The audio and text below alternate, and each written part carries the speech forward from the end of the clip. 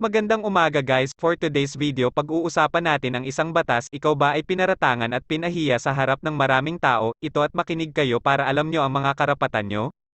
Slander or oral defamation. Ang slander ay paninirang puri sa salita o kilos na walang katotohanan na nakakasira sa reputasyon at karakter ng isang tao na may parusang kulong under Article 358 ng Revised Penal Code.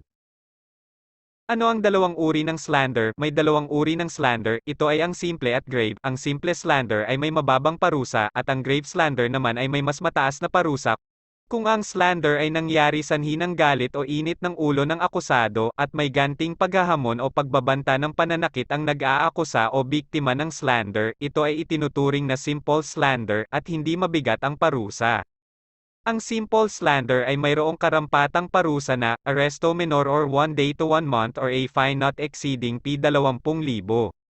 Ang grave slander naman ay maaaring mapaparusahan ng imprisonment of arresto mayor in its maximum period to prison correctional in its minimum period or 4 months and 1 day to 2 years and 4 months or a fine ranging from 20,000 to 100,000.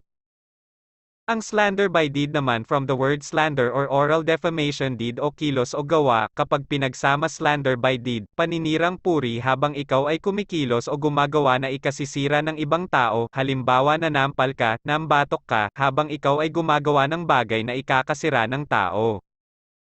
Ano ang defamation o paninirang puri? Ang defamation ay paninirang puri sa reputasyon at karakter ng isang tao, ito ay tinatawag na libel kung nakasulat, at slander naman kung naisagawa ng pasabi o sa pamamagitan ng mga salita.